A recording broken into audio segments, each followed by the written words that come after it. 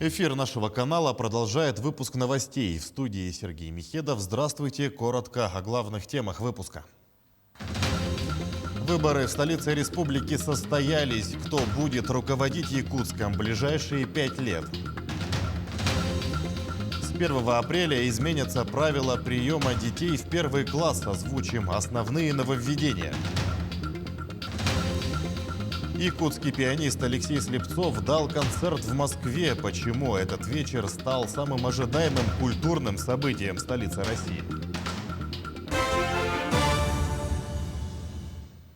В столице республики завершились досрочные выборы мэра. Победу одержал Евгений Григорьев, кандидат от «Единой России», до этого временно исполнявший обязанности главы Якутска.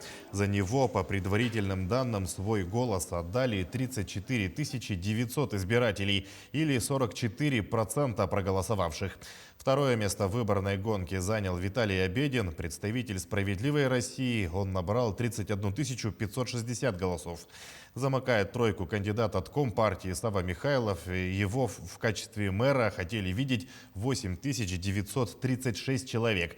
Остальные кандидаты набрали 1% голосов и менее. Глава Якутии поздравил Евгения Григорьева с победой. Айсен Николаев отметил, что Григорьев справится с новой ответственной должностью и много сделает во благо Якутска. «Хочу поблагодарить всех горожан, которые не остались в стороне и в эти дни пришли на свои избирательные участки», отметил Айсен Николаев на официальной странице в Инстаграм. Я обязуюсь работать на совесть. Я буду в первую очередь ставить интересы жителей города Якутска. Для меня, для самого, это была первая предвыборная кампания. Я благодарю и признателен всем тем людям, которых удалось встретить во время предвыборной гонки. Я приношу вам искренние благодарности свои за теплые слова поддержки и за те наказы, которые вы мне дали. Все они войдут в основу нашей дальнейшей работы в ближайшие 5 лет. Впервые в регионе выборы проводились в течение 3 дней. Напомню, избирательные участки открылись в пятницу 26 марта. Проголосовать жители Якутска могли, начиная с 8 утра и до 20:00. На участках строго соблюдались меры безопасности. На каждом организовали температурный контроль, места для антисептической обработки рук, нанесли специальную разметку для соблюдения социальной дистанции. Кроме того, в помещениях для голосования регулярно проводили дезинфекцию. В ТИКе считают, что опыт 3-дневных выборов поможет в будущей работе. Для нас это был первый опыт проводить такое многодневное голосование. Ну, есть как плюсы, так и минусы. Мы видим недостатки в своей работе, которые учтем, если будет применена такая практика, как многодневное голосование. Но мне кажется, если осенью федеральную кампанию на выборах депутатов Государственной Думы она продлится, то у нас, в отличие от остальных регионов, уже есть опыт работы. И у наших участковых избирательных комиссий есть опыт работы. Вот сейф-пакеты вносят такие свои нюансы. Мы научились с ними работать, научились подводить итоги. И мне кажется, что в сентябре все должно быть безупречно. К другим темам. Семейную ипотеку планируют распространить на сельские дома и коттеджи, сообщает «Парламентская газета». Согласно поправкам к закону, взять ипотеку можно будет на приобретение земельного участка под строительство жилого дома или возведение частного коттеджа на уже имеющемся участке. Первоначальный взнос составит 15%, ставка 6% годовых. Строить дом должны по договору подряда компания или индивидуальный предприниматель, так как до завершения работ здание не может стать залогом по кредиту, обеспечивать заем разрешат другой недвижимостью или поручительством. Принимать детей в первый класс с апреля начнут по новым правилам, сообщает «Российская газета». В частности, меняются сроки подачи документов и выпуска приказа о зачислении. Также расширился список льготников. Сообщается, что для семей, живущих на закрепленной за школой территории, и для тех, чьи дети имеют преимущество при зачислении, дата старта записи – 1 апреля. Если раньше школа должна была зачислить ребенка в течение 7 дней после приема документов, то теперь акт о приеме директор издает в течение 3 рабочих дней после 30 июня. Кроме того, впервые прописано приоритетное право зачисления детей в ту же школу, где уже учатся их братья и сестры. Летом расширится сразу на 3 направления выбор специальностей для абитуриентов Алданского политехникума. Открытие новых профессий продиктовано нехваткой кадров данной квалификации, а также перспективами на ближайшие годы. Какими, узнала Татьяна Вахнина. До окончания учебного года осталось 3 месяца, и подготовка к приемной кампании в Алданском политехникуме началась. Ожидается, что в техникум в сентябре осваивать профессии придут порядка 275 ребят и девчонок, выпускников 9 и 11 классов. Набор студентов на новый учебный год ожидается масштабным. При этом это будут и юноши, это будут и девушки. Помимо всего, это будут программы обучения на основе государственного заказа. То есть, следовательно, обучение будет происходить на бесплатной основе. Техническое обслуживание и ремонт автомобилей, горные работы, электромонтаж, сварочные технологии, лабораторный и химический анализ. Ежегодно набор абитуриентов ведется на 2 десятка профессий разного профиля. Для выпускников школ 2021 года выбор расширится. К имеющимся специальностям добавятся еще 3 совершенно новых направления. Это машинисты насосных установок для нефтеперекачивающих и газоперекачивающих станций.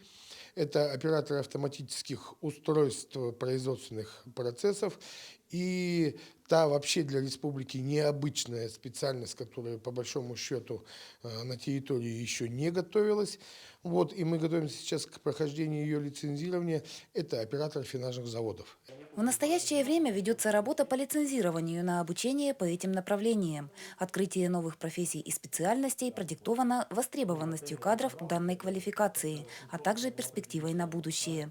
В новом учебном году расширится выбор профессий и для девушек. В техникуме возобновится прием на специальности бухгалтера и экономиста. Татьяна Вахнина, Георгий Баранов, Алдан. В Ленском отделении УМТС работает докер-механизатор широкой квалификации. Иван Тупицын большую часть рабочих смен проводит на высоте 5-этажного дома. Работает так уже 26 лет. О специалисте широкого профиля расскажут наши коллеги.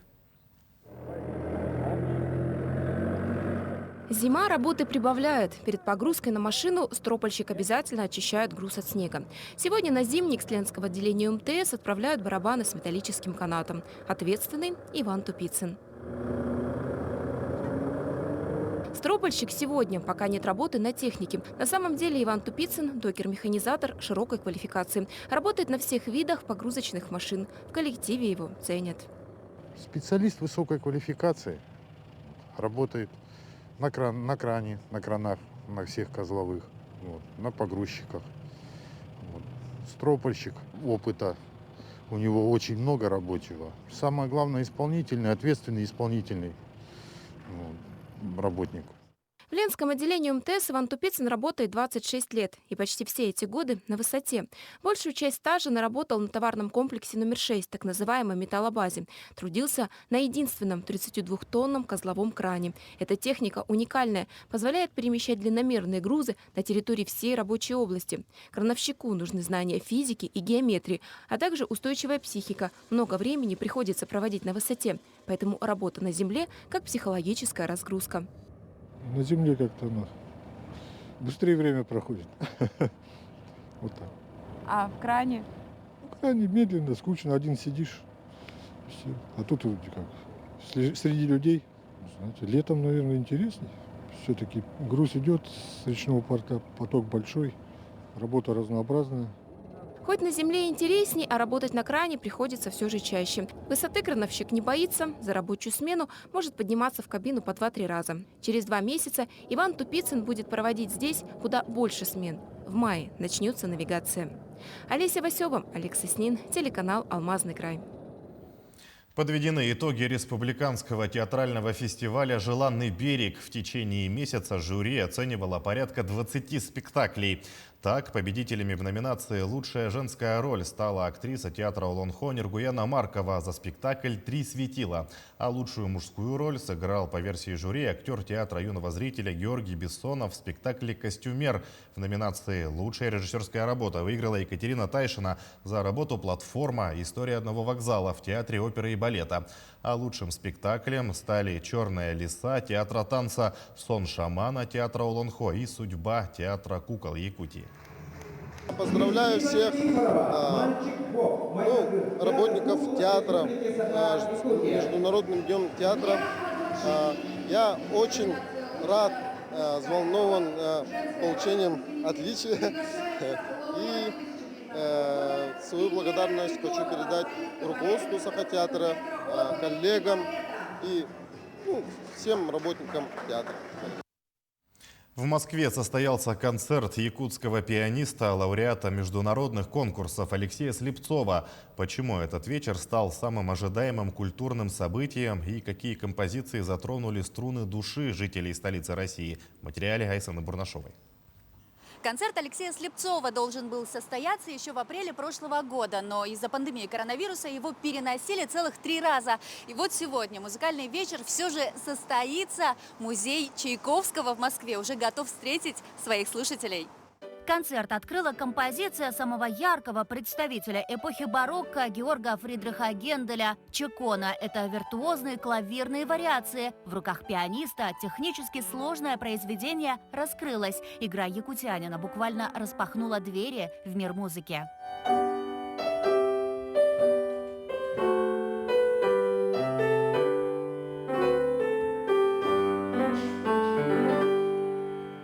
От эпохи барокко к эпохе классицизма вечер также украсили и композиции романтиков Йозефа Брамса и Ференца Листа. В программе концерта и музыка русского Шопена Александра Скрябина, создателя фортепианных прелюдий.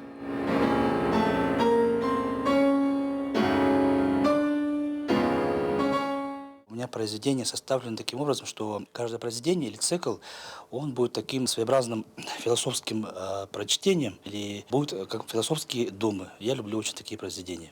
Любовь к таким произведениям через призму стараний. За плечами Алексея все ступени музыкального образования. От детской музыкальной школы в родном Верхоянске до консерватории имени Римского-Корсакова в Петербурге. Несмотря на богатый бэкграунд, музыкой он занимается с 14 лет. Алексею сегодня было волнительно. В зале сидел важный слушатель, его преподаватель музыки. Алексей в музыке начал поздно, но стремительно развивался, и его всегда было очень интересно слушать. Конечно, я хочу поздравить Алексея, потому что это определенный шаг серьезный в его жизни. Это первый концерт Алексея в Москве. С премьерой музыканта пришли поздравить и его земляки. В будущем пианист также планирует давать концерты в столице. Его выступлений с нетерпением ждут и москвичи. Мы пришли с моей дочкой.